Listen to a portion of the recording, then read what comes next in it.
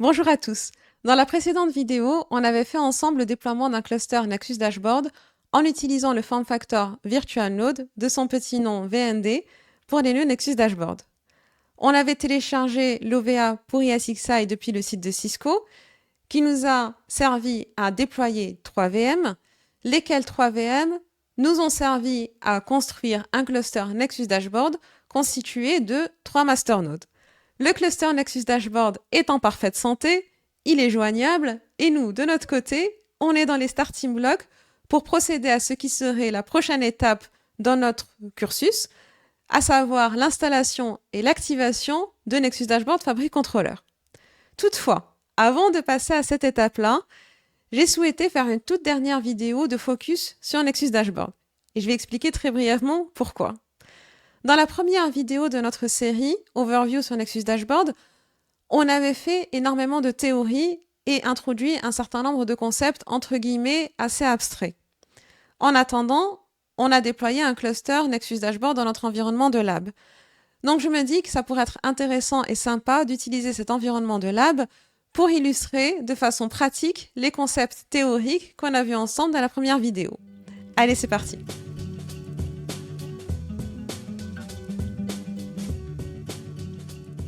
Comme vous le voyez, je viens de switcher sur ma présentation et je vous propose de commencer par introduire les différents blocs qu'il va s'agir d'interconnecter entre eux dans le reste de la vidéo.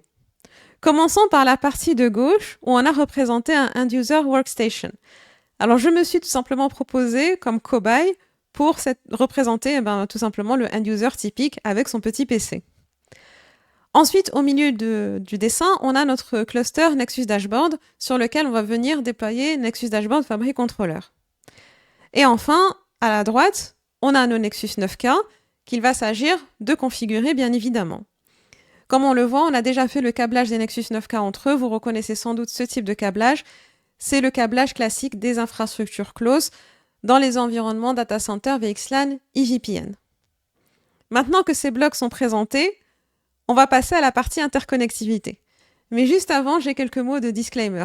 Ce que je vais présenter dans mes slides, c'est un exemple, parmi d'autres, de connectivité entre ces différents blocs.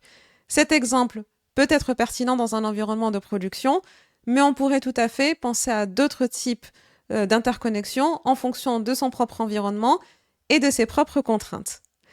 Et quoi qu'il en soit, un exemple, ça permet toujours de fixer les idées et ça va nous permettre aussi d'illustrer les concepts qu'on avait vus dans notre première vidéo, ce qui est le principal objectif de cette présentation. Sur ces bonnes paroles, revenons au slide. La première connectivité qu'on va voir ensemble, ça va être la connectivité entre le End-User Workstation et notre cluster Nexus Dashboard. Alors, je sais que je l'ai dit un certain nombre de fois et que ça fait une énième répétition, mais c'est pas grave, c'est super important. Chaque nœud Nexus Dashboard a deux interfaces. Une interface management bond 1 et une interface data qu'on appelle aussi fabrique ou bond 0. Ici, je fais arriver la connectivité depuis mes End-User Workstation vers le ND Cluster sur leur interface bond 1, donc interface de management. Deuxième connectivité qui va pas mal nous occuper, c'est la connectivité entre le cluster Nexus Dashboard et les ports out of band, donc les ports de management des Nexus 9K. Donc comme on le voit représenté ici en vert sur le schéma, on vient chercher chacun des ports out of band, donc c'est les ports dédiés sur les Nexus 9K, des ports complètement séparés qui s'appellent interface management 0, que l'on vient câbler à des switches de management qui sont dans un environnement, encore une fois, aussi séparé du reste du périmètre de production. Donc cette interconnectivité, c'est de faire communiquer les clusters ND au travers de leur path de management et les switches Nexus 9K au travers de leur port de management également. Dernière connectivité dont on va parler, c'est une autre connectivité entre le cluster et la fabrique, mais cette fois-ci au travers des ports front panel de la fabrique, c'est-à-dire les ports in-band. Et ici, on voit qu'on vient faire communiquer la path data des nodes de notre cluster au port front panel de notre fabrique VXLAN EVPN. Donc là, c'est le schéma global sur lequel on va travailler. Et le but du reste de la vidéo, ça va être de faire des focus sur les différents blocs et les différentes intercos une par une, afin de balayer tous les éléments qu'il y a à savoir dessus. Enfin, tous non, ce serait prétentieux, mais en tout cas un certain nombre d'éléments pertinents à savoir dessus. Commençons par évoquer la partie de droite, c'est-à-dire les Nexus 9K. Donc là, encore une fois, comme je le disais, les Nexus 9K, on a fait leur câblage. On voit qu'on a deux types de câblage sur le dessin, un en bleu et un en vert. Le câblage en bleu, c'est le câblage de la fabrique en elle-même pour véhiculer le trafic utilisateur et le trafic serveur. C'est le câblage in-band. Et le câblage en vert, c'est ce qui nous permet de raccorder les ports out-of-band des Nexus 9K au réseau de management out-of-band. Et à ce sujet, on pourrait se poser la question suivante. Quel est l'élément de configuration qu'on a à ce stade sur le Nexus 9K en termes de configuration de la patte de management? Et là, on peut avoir typiquement deux use cases. Soit la patte de management des Nexus 9K est déjà configurée, c'est-à-dire on s'est connecté sur le switch d'une façon ou d'une autre, on a fait interface management 0, VRF management IP adresse startampion /24 ou peu importe, puis on est allé dans la VRF pour mettre une adresse, une default gateway, ce qui fait que le switch est déjà capable de joindre l'extérieur au travers de son port de management. Soit on n'a pas du tout fait ça, c'est-à-dire que le switch n'a pas de configuration de management du tout, soit le switch, on vient de le recevoir, il est tout neuf, tout beau, on vient de le sortir du carton, ou alors on a tout simplement dégommé sa configuration et il n'a pas de configuration pour l'instant. Donc, on peut avoir l'un de ces deux scénarios-là quand on parle de l'interface de management, mais comme vous l'aurez remarqué, j'ai pas parlé de configuration d'interface de management dans mon blog, j'ai parlé uniquement de câblage. Pourquoi? Tout simplement parce que NDFC est trop fort, il sait gérer les deux use cases. Qu'on ait déjà une adresse IP, une gateway sur le management ou qu'on n'en ait pas, il sait gérer. Dans le deuxième cas, il va faire appel au service, donc qu'il implémente lui-même, je veux dire, il va implémenter le service POAP, Power On Auto Provisioning, qui est l'équivalent de PXE pour les serveurs. Mais en tout cas, il sait gérer le use case où les Nexus 9K n'ont même pas d'adresse IP sur leur port de management.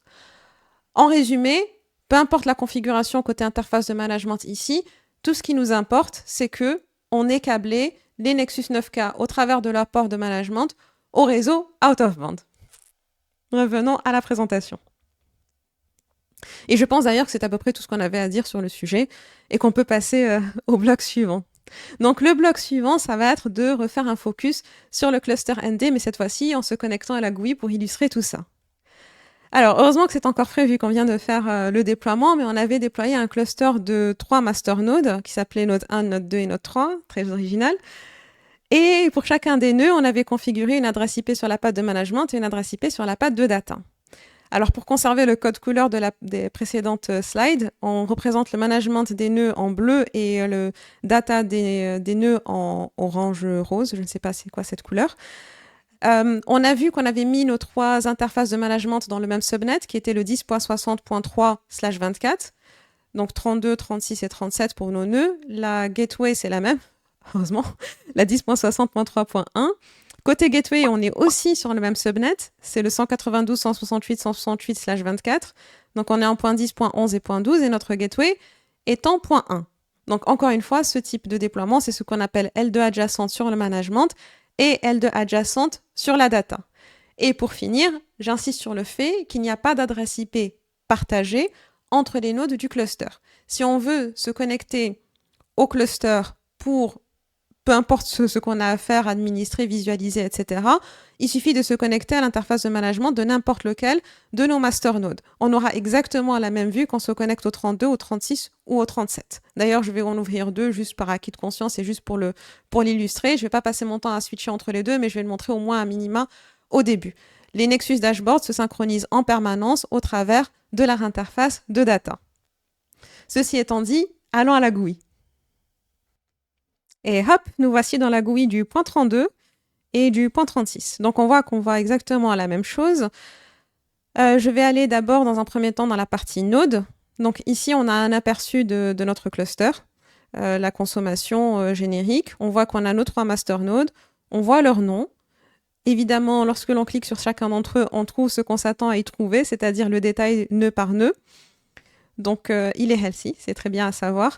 On a la configuration d'un point de vue IP pour la partie data. Pour la partie management, on voit qu'on a nos gateways dans les 2 subnets. Et on a ensuite un détail de la consommation nœud par nœud. Bien sûr, si on va sur l'autre, on a exactement la même vue. Et encore une fois, qu'on soit d'un point de vue visualisation ou configuration, peu importe lequel des master nodes on va aller chercher, c'est exactement la même chose. On va pouvoir retourner à la partie présentation pour parler de la connectivité entre notre cluster et le End-User Workstation. Et donc, nous voici de retour. Et comme je le disais, on va faire le focus cette fois-ci sur cette partie de notre slide. Donc, la connectivité entre le End-User Workstation et le cluster Nexus Dashboard. Mais bon, à ce stade-là, il reste très peu de choses à dire puisqu'on a déjà évoqué le plus important dans les précédentes slides. Notre cluster, on a vu que chaque path de management avait sa gateway par défaut. Mon PC, heureusement, lui aussi, il a une gateway par défaut. Bien évidemment, le petit nuage bleu entre les deux fait tout le routage qu'il y a besoin entre ces différents subnets. Heureusement, donc on va pas s'y attarder, mais on va partir du principe que ce réseau-là fait tout le routage qui va bien. Et c'est ce qui me permet d'accéder à mes nœuds Nexus Dashboard sur leur path de management. Et c'est comme ça que quand je vais dans ma GUI, donc quand je vais dans mon navigateur, et que je tape 10.60.3.32, j'accède bien à l'un de mes masternodes de mon cluster.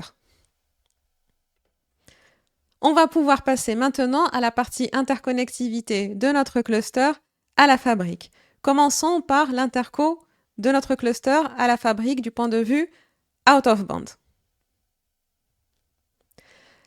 Là-dessus, je voudrais faire un petit clin d'œil et un rappel de notre première vidéo où on avait vu que Cisco ne donnait pas d'obligation par rapport à la path qu'il faut utiliser, que ce soit data ou management, pour accéder à la fabrique. On peut utiliser l'une ou l'autre.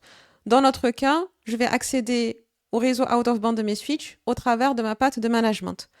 Comment est-ce que j'indique cela à mon cluster Nexus Dashboard? Encore une fois, étant donné que je peux utiliser l'une ou l'autre, il faut bien que j'indique à mon cluster par quelle interface je veux accéder.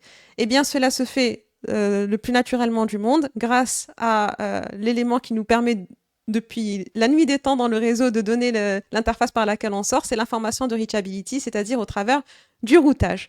On va venir configurer une route statique dans notre cluster ND afin de pointer sur le réseau de management, donc dans notre cas, pour nos switches, dans notre cas c'est le 10.62.188.0/24, bien on va configurer une route statique qui va pointer sur ce subnet-là et qui va sortir par la path de management.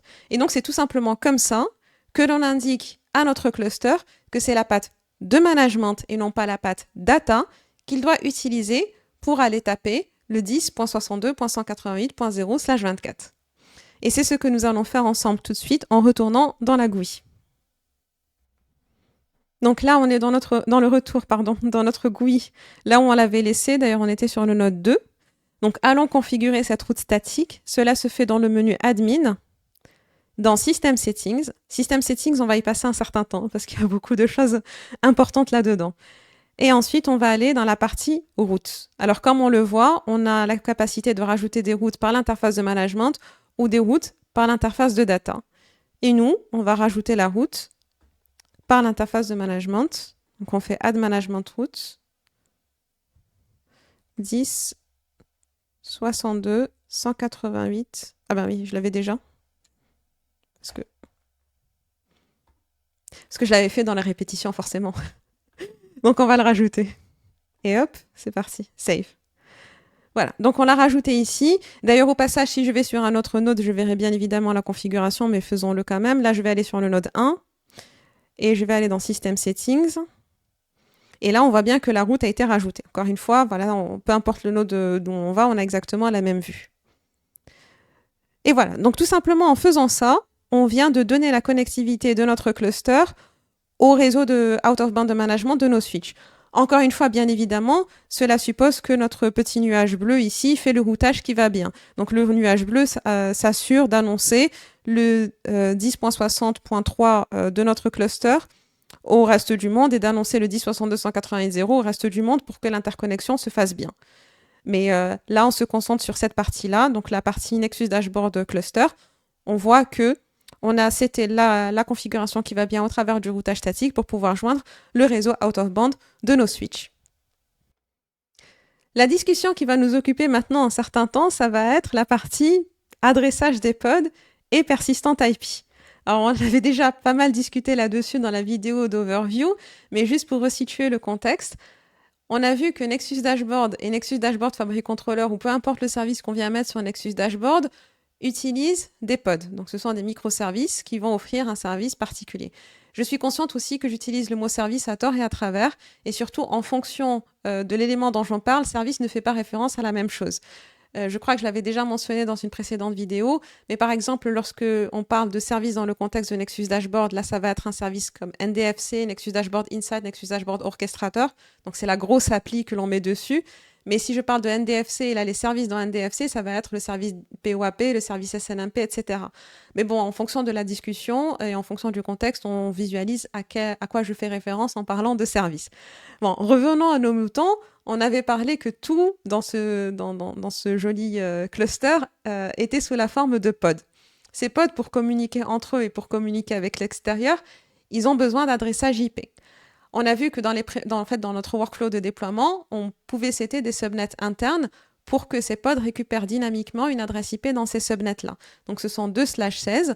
Le workflow nous en propose 2 par défaut. On peut les changer si on a envie. Et donc les pods vont récupérer une adresse IP dans ces /16. Ensuite, pour communiquer entre pods du cluster, on va utiliser une communication qui est encapsulée VXLAN. Quand je dis on, c'est vraiment une tambouille interne de ND qui va se charger de faire ce VXLAN et qui est véritablement là uniquement pour permettre la communication entre les pods. Nous, on n'a absolument jamais besoin d'aller regarder qu'est-ce qui se passe là-dedans. Je voudrais juste retourner à la Graphical User Interface, donc à la GUI, pour montrer où est-ce qu'on peut voir ces subnets et pour regarder certains de ces pods, par exemple. Donc, de retour dans la GUI où on l'avait laissé, on voit qu'on a, toujours dans la partie Admin System Settings, on voit qu'on a les 2 subnets internes, donc le 172.17/16 et le 100.80/16. Donc, tout ce qui va être instancié sur Nexus Dashboard relatif à ND lui-même ou au service qu'on va mettre dessus va venir piocher dynamiquement des IP là-dedans. D'ailleurs, si on va dans Operate et qu'on regarde l'un de nos nodes au pif, en prenant node 3, puisqu'on l'a un peu négligé jusqu'à présent, et qu'on va récupérer dans la partie System Resource, qu'est-ce qui tourne dessus? Eh bien, on voit qu'on a un certain nombre d'éléments en 172.17. Donc, il y a des pods qui ont été instanciés sur ce node qui ont récupéré des adresses IP en 172.17. Donc, on peut les regarder. Et ce qui est intéressant, encore une fois, c'est que la BU, donc la business unit qui développe ce produit, a fait le choix d'exposer tout cela. Donc, on peut voir ces pods-là. Même si on en a... Même si on s'en fiche dans un environnement day-to-day pour l'opérationnel des services que l'on fournit, je trouve ça vraiment super intéressant d'avoir accès à ces informations-là pour voir comment ça se passe sous le capot.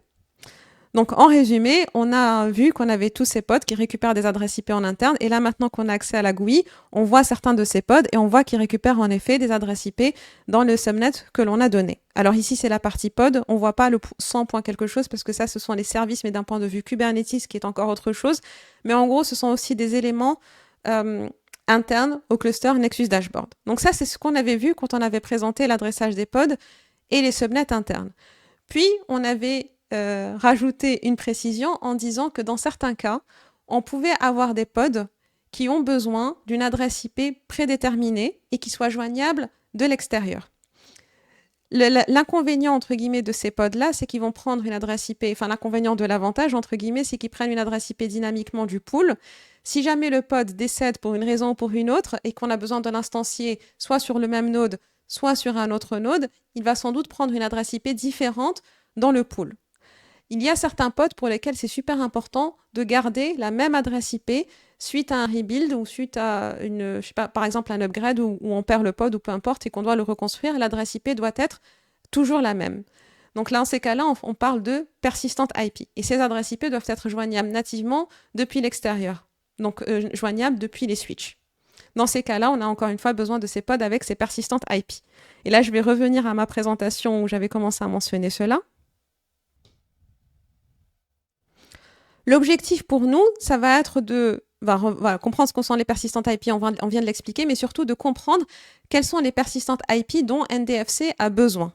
Et là, sur l'écran, j'ai indiqué les deux types de persistante IP pour un DFC entre gros guillemets. La raison pour laquelle j'ai fait cela, c'est que c'est vraiment une représentation schématique que moi je donne.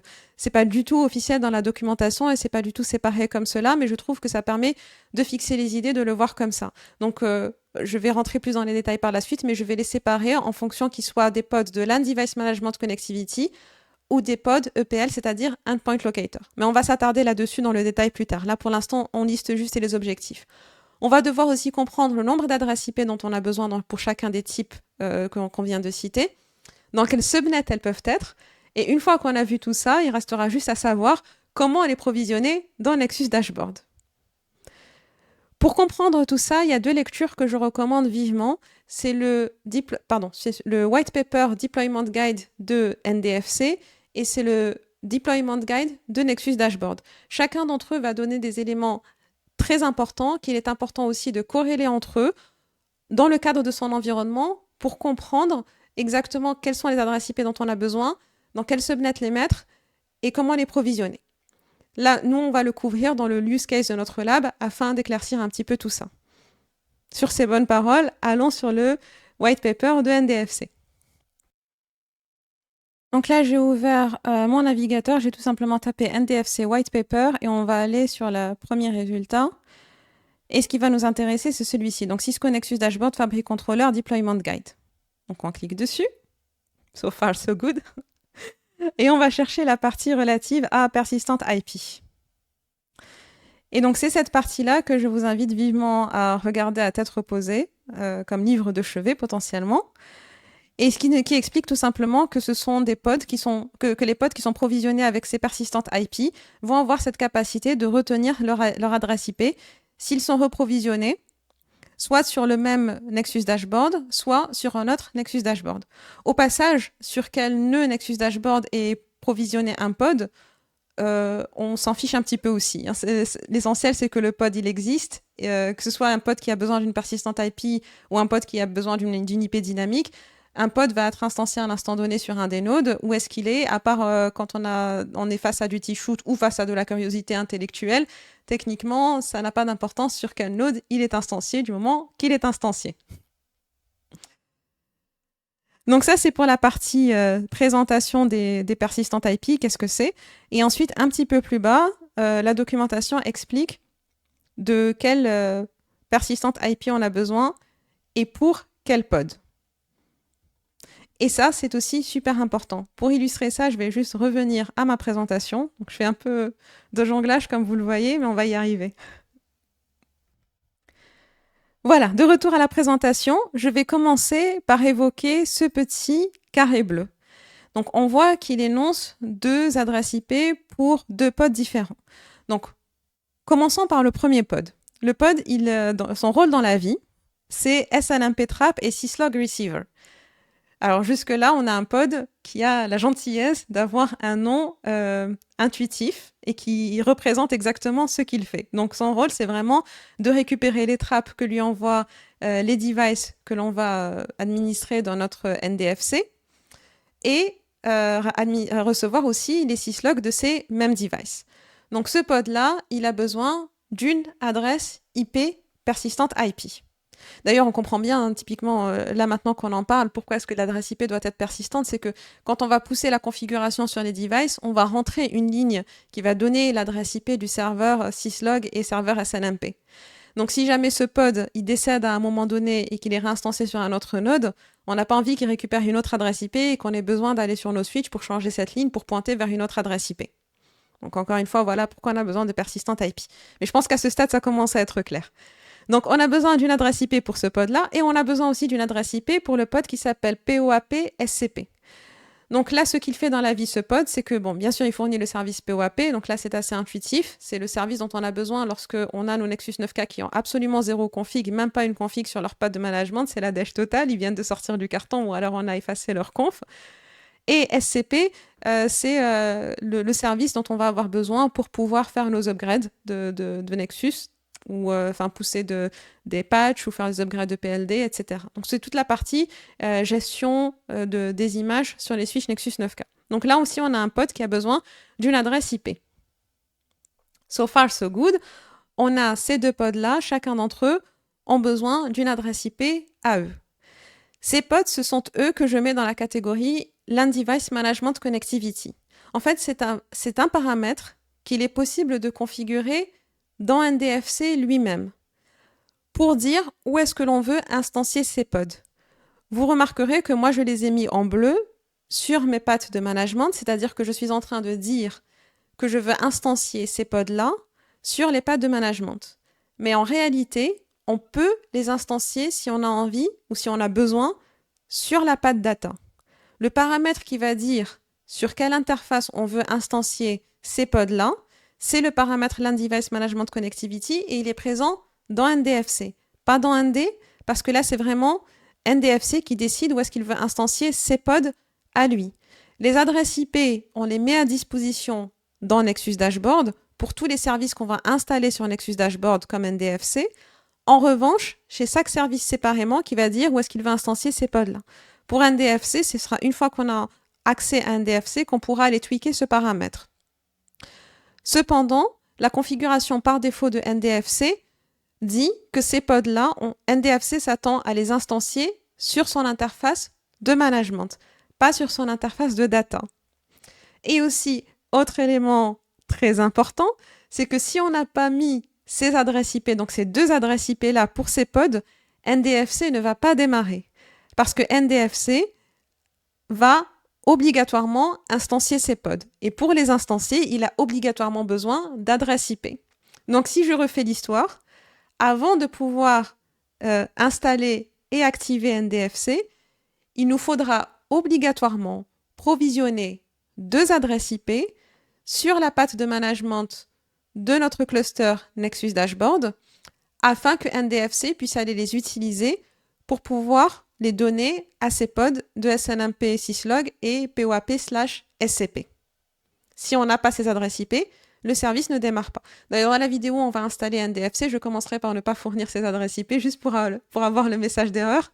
Non pas que je sois maso, mais juste pour illustrer le concept. Et ensuite, on mettra les adresses IP pour démarrer le service. Et comme on ne l'a pas encore, notre NDFC, je vais juste réouvrir la documentation parce que ici, il le cite. Et c'est ce qu'on verra ensemble dans notre config. Mais voilà, là, on voit qu'on est dans Nexus Dashboard Fabric Controller cette fois-ci. Et c'est dans la partie admin de NDFC, pas de ND, qu'on a ce paramètre LAN Device Management Connectivity. Par défaut, il est seté à Management, mais si on a envie, on peut le mettre à Data. J'en profite pour dire ces derniers mots et clore le sujet sur LAN Device Management Connectivity. Mais si on a envie que les adresses IP soient sur Data, il faut quand même commencer par provisionner les adresses IP sur la patte de management pour activer NDFC, puisque ça configure par défaut ces management, et ensuite aller dans la partie admin, setuper le paramètre à data, en ayant auparavant aussi fourni des adresses IP sur data. Si on n'a pas les adresses IP, il va pas faire la config, il ne sera pas content. Donc on peut quand même le changer après, monnayant, ce n'est pas le bon terme, mais à cette condition-là. D'un autre côté, c'est difficile de faire autrement parce que c'est véritablement un paramètre qui est de NDFC. Donc, pour pouvoir le tweaker, il faut forcément avoir déjà activé NDFC. Donc, il faut au moins se conformer à ces settings par défaut pour pouvoir l'activer. En final, ça fait sens. Donc, voilà, on a vu les premiers pods qui ont besoin de persistant IP. On va pouvoir passer à l'autre pod qui est Endpoint Locator. Le pod Endpoint Locator, lui, il est nécessairement instancié sur les pattes data de nos nœuds Nexus Dashboard. Alors, juste avant de dire ce que fait ce pod dans la vie, je vais aller un peu plus loin dans le détail de la fabrique Nexus 9K qu'on a représentée à droite. Et ici, on voit qu'on a rajouté RR au niveau des spines, c'est-à-dire route réflecteur. On ne va pas rentrer dans la configuration VXLAN EVPN dans cette vidéo, ce n'est pas le propos. Mais vous le savez certainement d'ailleurs, la façon dont Cisco implémente la solution VXLAN EVPN, c'est que on a de façon classique un IGP en underlay. Par-dessus, on vient configurer IBGP, donc I au sens français, donc IBGP en anglais, mais intérieur BGP, pour faire la partie BGP L2VPN, EVPN. Et dans ces cas-là, on configure des routes réflecteurs qui sont typiquement les spines, puisqu'ils sont tout désignés pour du fait de leur position centrale dans la fabrique, afin de pouvoir réfléchir les annonces BGP qui sont annoncées par les différents VTEP. Donc les spines sont véritablement au cœur de cette infrastructure et de cet écosystème BGP, L2VPN, EVPN. Là, on est en train de parler de Endpoint Locator. Comme son nom l'indique, ce qu'on va avoir envie de faire avec ce pod-là, c'est d'être capable de récupérer les informations de localisation de nos hosts dans notre fabrique. Quand je parle de hosts, c'est-à-dire d'informations de MAC et d'adresse IP, donc des /32, où sont nos hosts à un instant donné dans notre fabrique. D'ailleurs, pas qu'à un instant donné, parce qu'il est capable de garder de la data sur un certain temps et nous montrer comment nos hosts ont voyagé dans notre fabrique. Par exemple, suite à un vMotion ou suite à un upgrade où on a fait une bascule ou peu importe, on pourra voir la vie de ces adresses IP, de ces adresses MAC sur un certain temps, dans des graphiques, dans des rapports, dans tout un tas de choses super bien dans la GUI de NDFC, et qu'on pourra aussi exporter si on en a besoin. Bref, revenons à nos moutons. Donc, on a d'un côté nos spines qui sont route réflecteurs et qui sont au cœur de l'infrastructure BGP, L2VPN, EVPN. Et de l'autre, on a notre pod Endpoint Locator qui ne demande qu'à apprendre les informations de positionnement de nos adresses MAC et de nos adresses IP. Et bien là, j'ai envie de dire, il n'y a pas de magie. Si on a envie que EPL, donc notre pod EPL, soit tout courant de là où sont les adresses IP et les adresses MAC, eh bien, il faut l'intégrer à l'underlay et qu'il aille chercher l'information auprès de ceux qui l'ont, c'est-à-dire les routes réflecteurs. Ce qui va me permettre de revenir à mon slide, c'est exactement ce qu'on est en train de faire là. On voit que la patte data des nœuds Nexus Dashboard a accès à la partie front panel des Nexus 9K, et au travers de cette partie-là, on est en train de rentrer dans l'underlay de la fabrique de façon à donner une connectivité grâce à du routage à l'adresse IP du pod, entre l'adresse IP du pod EPL et les adresses IP de loopback des routes réflecteurs. Une fois que la connectivité est faite, ben on a tout ce qu'il faut pour monter une session BGP, L2VPN, EVPN entre le pod EPL et les routes réflecteurs. Et c'est bon, on roule ma poule, on a notre session qui est montée et hop, EPL récupère les informations de localisation des endpoints depuis les routes réflecteurs et notre boucle est bouclée. Donc encore une fois, ce pod-là, Endpoint Locator, il est obligatoirement spawné, instancié sur les interfaces de data. C'est pour ça qu'il n'y a pas un paramètre qui nous permette de dire est-ce que je veux le mettre sur la data ou sur le management. C'est obligatoirement sur la data. Pour rappel, le management connectivity, lui, on pouvait le mettre sur data ou management, d'où l'existence de ce paramètre-là. EPL, lui, il est nécessairement sur data. Il me reste un dernier mot à dire sur EPL et on va pouvoir passer à la slide suivante.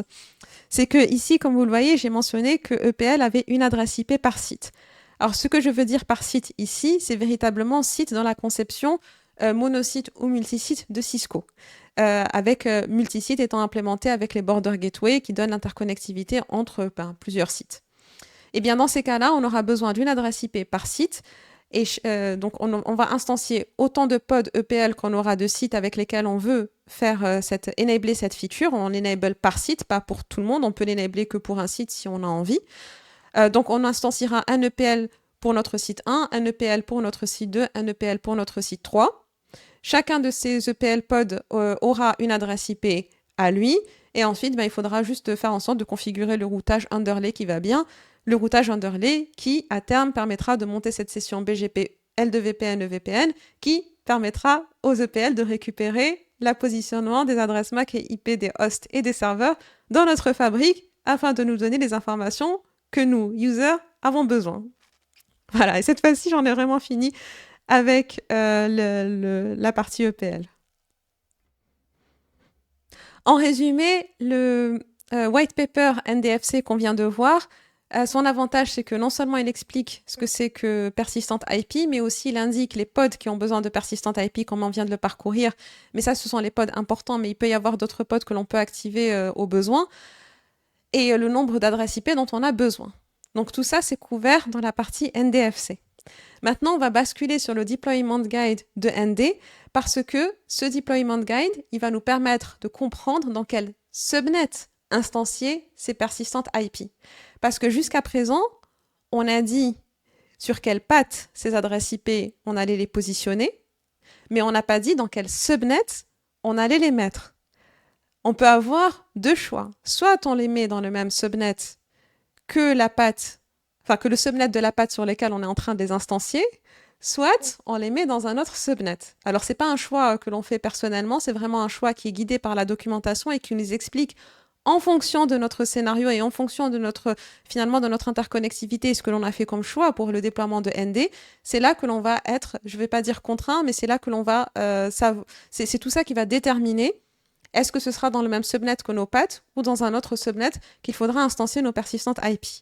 Et donc tout ceci est donné dans la partie, comme je le disais, Nexus Dashboard Deployment Guide, dans la partie Deployment Overview and Requirements. Donc là, il y a véritablement le détail de tout le setting. Ah, pardon, excusez-moi, je n'ai pas basculé sur l'écran. Donc comme je le disais, c'est dans la partie Nexus Dashboard Deployment Guide. Là, on voit tous les settings sur les persistantes IP en fonction de son type de déploiement, si on est L2 adjacente, L2, ou L3 adjacente. Donc, il nous indique sur quel subnet mettre ces persistantes IP. Je vais juste basculer sur le guide en lui-même pour montrer où est-ce que c'est.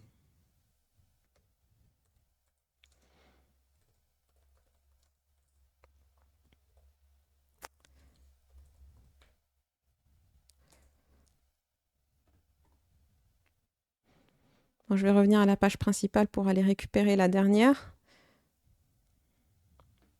Et donc, comme je disais, c'est dans Deployment Overview and Requirements. Et là, on va avoir le tableau avec tous les use cases. Et pas que pour NDFC d'ailleurs. Mais voilà, ici, il va nous expliquer Service Specific Network Requirements, Total Number of Persistent IP. Et c'est là qu'il va nous dire, en fonction de notre type de déploiement, si les adresses IP sont dans le Management Network ou dans le Data Network ou dans un subnet, encore une fois, complètement séparé. Ce que je disais dans la partie introduction, c'est que mon but ici n'est pas de couvrir tous les types de déploiements, c'est d'en donner un exemple et d'illustrer le cheminement logique quand on a cet exemple-là. Donc, je vais revenir à mes slides avec notre scénario de déploiement qu'on considère. Donc ici, on retrouve exactement le dessin qu'on avait présenté précédemment, à la différence près qu'on a deux adresses IP qui ont popé ici. Donc ce sont les adresses IP que l'on va instancier, que l'on va provisionner dans Nexus Dashboard afin que Nexus Dashboard Fabric Controller puisse les donner à ses pods de SNMP syslog et de SCP POAP. Donc ceux que l'on sélectionne avec la LAN Device Management Connectivity.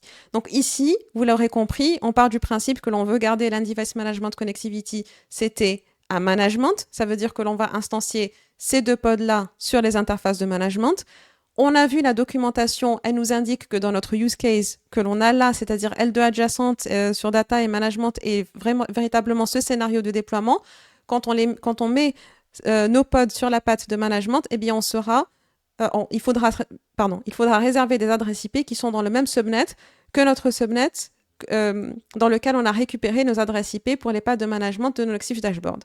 C'est-à-dire que nos adresses IP, c'est-à-dire que nos Nexus Dashboard ayant des IP dans le 10.60.3, nos persistantes IP adresses pour SCP, POAP et syslog TRAP, ce sera aussi dans ce subnet-là 10.60.3. Et donc, on a réservé la 10.60.3.33 et la 10.60.3.34 pour ces deux pods.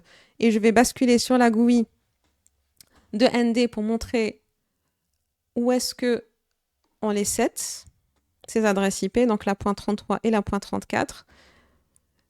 C'est aussi depuis la partie System Settings.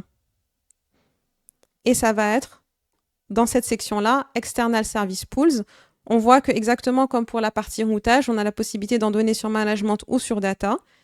Ici, je vais mettre mes adresses IP sur la patte de Management. Donc 10.60.3.32 et 10.60.3. Pardon, c'était pas .32, c'était .33 et .34. Par contre, je vais les supprimer une fois qu'on fera le déploiement de NDFC, parce que comme je le disais, je veux faire un record du message d'erreur. Mais voilà, c'est juste pour illustrer comment est-ce qu'on les set up. Donc grâce à ça, quand on va démarrer NDFC, eh bien NDFC pourra récupérer une adresse IP, par exemple la .33 pour le SCP POAP et la .34 pour le SNMP et syslog.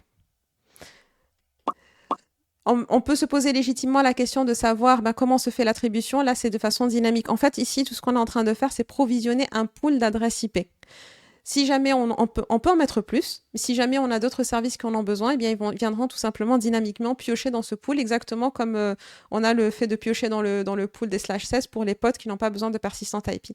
Là, ce qu'on est en train de faire, c'est provisionner un pool de persistante IP, et c'est ensuite charge au service de venir récupérer ces adresses IP-là. Et je voudrais terminer cette vidéo en faisant un highlight sur un élément qui me semble vraiment important. C'est la partie reachability de ces adresses IP.